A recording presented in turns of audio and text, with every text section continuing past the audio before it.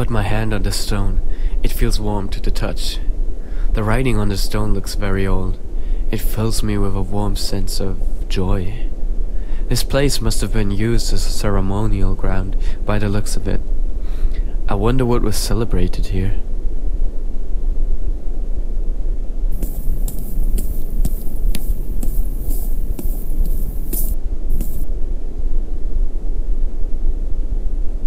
I feel the stone with the tips of my fingers. It feels so smooth. It's almost reassuring to feel such a smooth feeling. It makes me happy.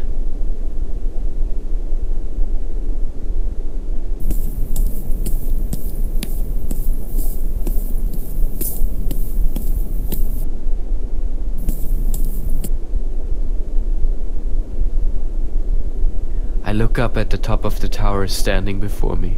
What purpose did this tower serve when the city still flourished? Perhaps it was to watch for outsiders wanting to attack the city.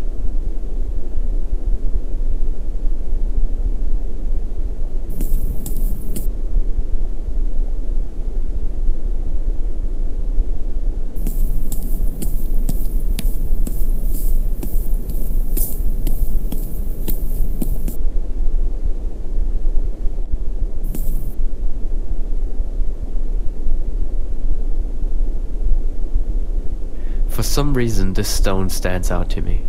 Its texture is so much softer than the rest of the stones. It's as if the stone was created using a computer program. There's no way it could be natural.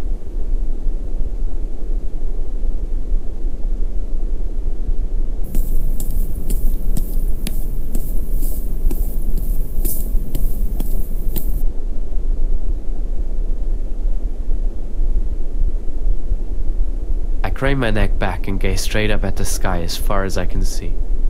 Too bad the desert sand has clouded everything. I wonder if there was a time when there was no desert here. Surely the city could not have thrived so fruitfully under such conditions.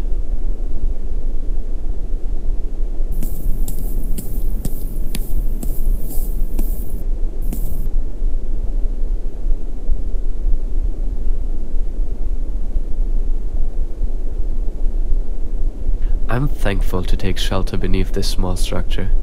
I should have at least put on a hat this morning. I'm sure my ears and nose are terribly sunburned by now.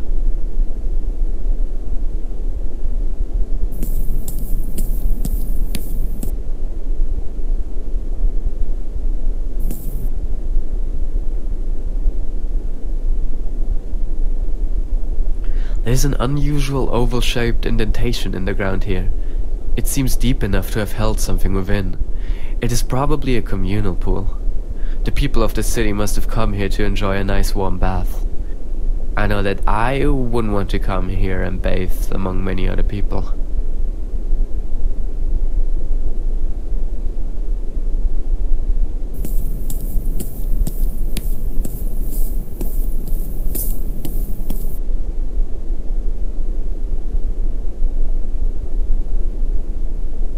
There's a small oasis here. Has it always been here, or did the city grow around it, using its water for drinking and watering crops?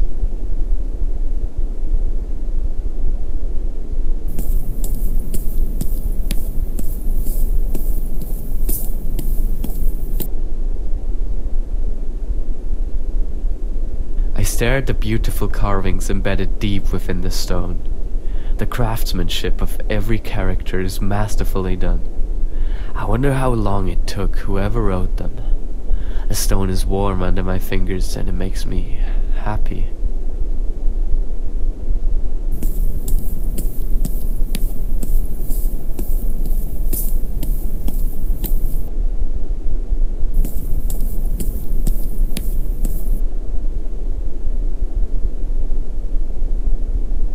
Despite the blistering heat of the desert, this stone feels cool to the touch. The stone has a circular shape to it. Perhaps it was a well at some time, hundreds of years ago. It is plugged with a stone on top, probably to cover the well from unwanted sand. The inhabitants must have gone here to bring water up from deep within the earth's surface.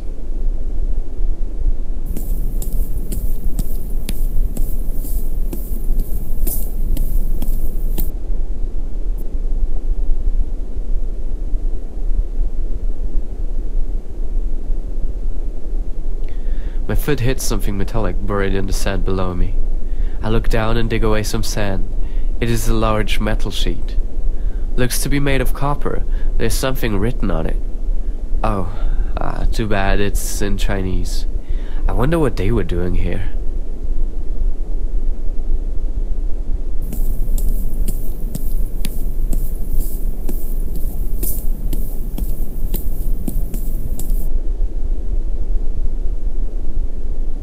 The writing on the stone is very sloppy. I think the writer started running out of ideas to write at this point.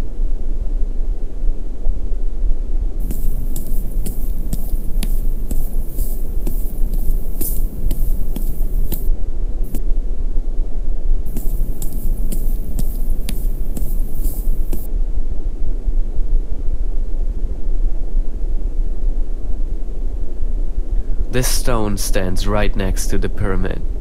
Gee, I wish I knew how to climb up there, but it's too steep. Maybe I'll find a way to get up there.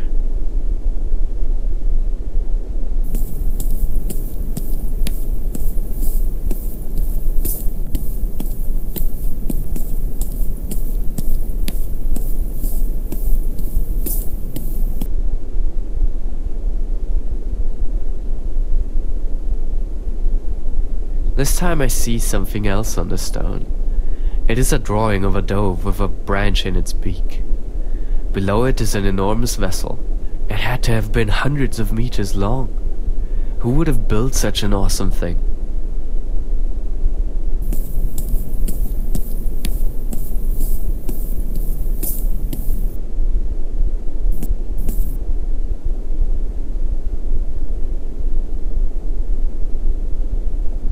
I squat down in the sand.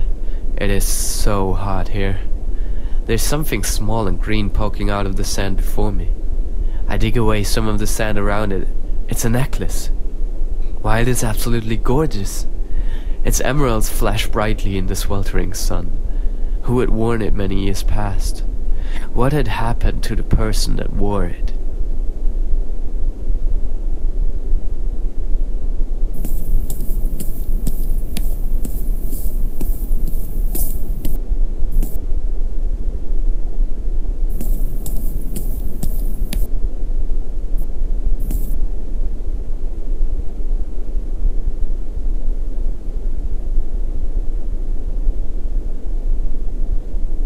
The sun is beating down severely now. My head is really starting to hurt. I'm feeling a bit dizzy.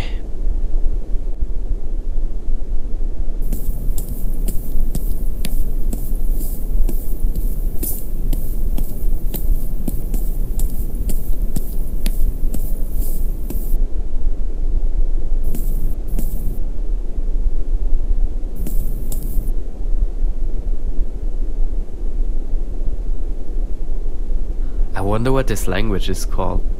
I think it looks so cool.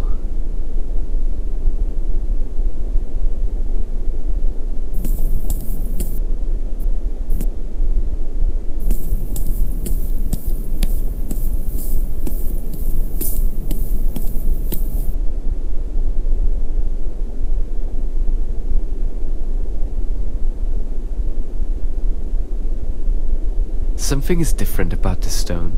It is a nearly perfect cube. I look closer at the sides. There's so much more writing on this one than the other ones had. It's in different languages too. He is English. It says, "At the innermost core of all loneliness is a deep and powerful yearning for union with one's lost self."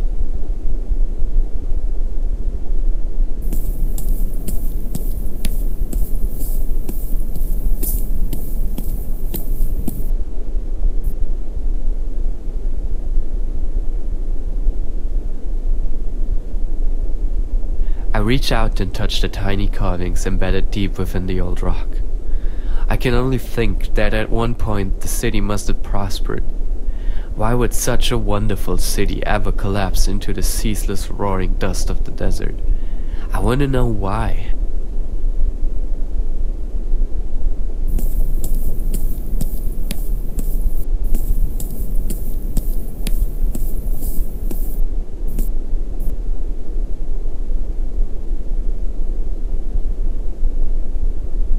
imagine a time when everything was prosperous.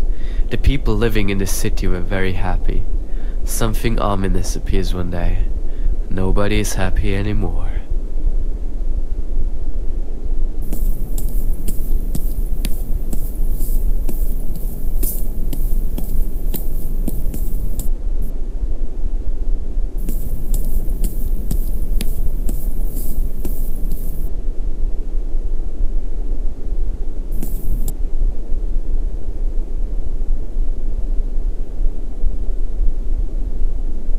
The statue is cool under my hand.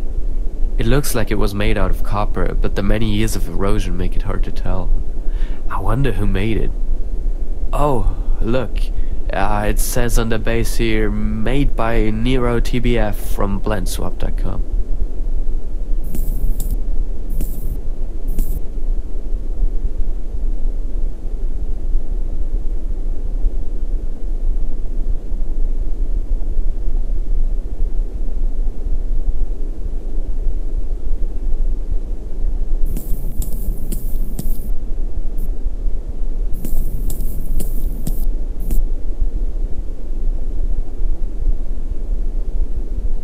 I scan the beautiful carvings in the stone. It fills me with hopelessness. The characters are so complex yet beautiful at the same time. How will I ever learn this language?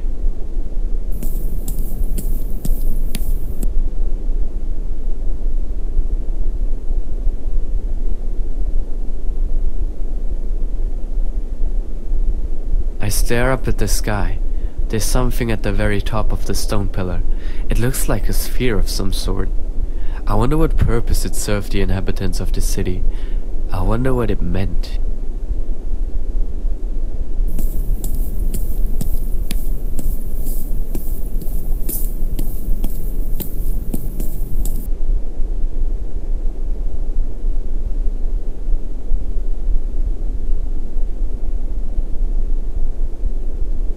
I feel an angry presence hanging around in the air.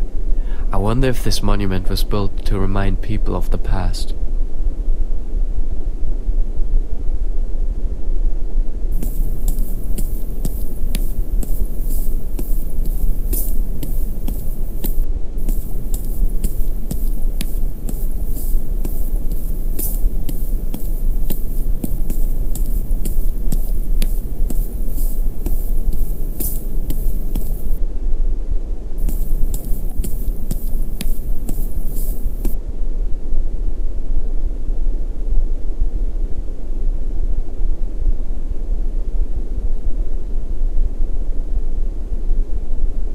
This stone is a little different. It feels rough when I slide my fingers over the markings. It is of a different color from the other stones I see in the city. It must have been brought here from far away.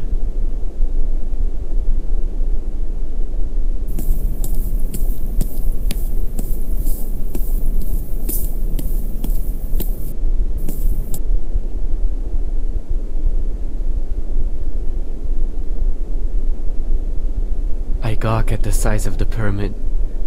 It must have taken so many years to construct such a thing. I wonder what is at the top of it.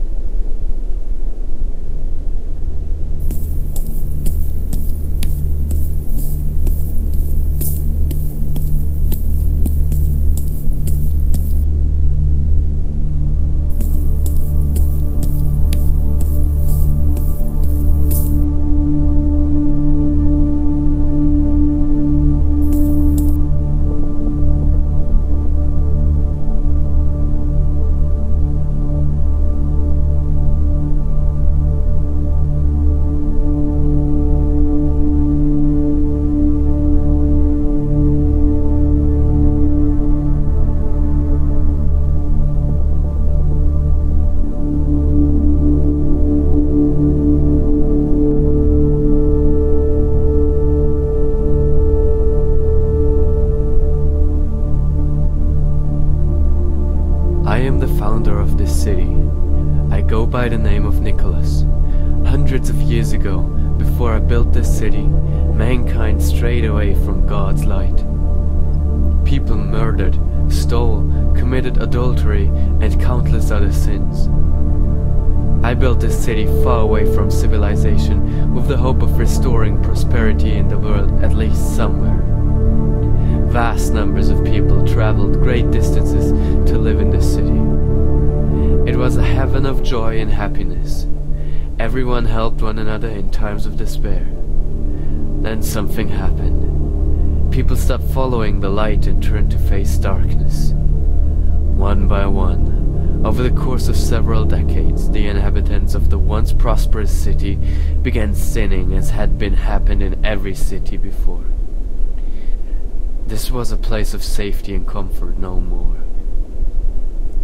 For nearly a century the city had been wrecked with hate, when one day the cloudless sky drew up with thick stormy clouds, and the heavens starts pouring rain, the likes of which have not been recorded since the earth was created. The rain did not stop. It fell harder and harder. People fled from the city, fearing their lives. They did not travel far when a wave taller than the tallest baobab tree surged over the mountains, decimating people in its way. The wave crashed over the city, drowning everyone who remained. The raging tide brought sediment along with it from afar. The once lush forest had been cut down and replaced with desert. Not much remained of this once beautiful city, so I ask you this. At the time we live in now, where people continue to stray farther and farther away from God's grace, help other people when they need it. Be a good person and try not to commit wrongs. The time to change is now. Time to change for the better.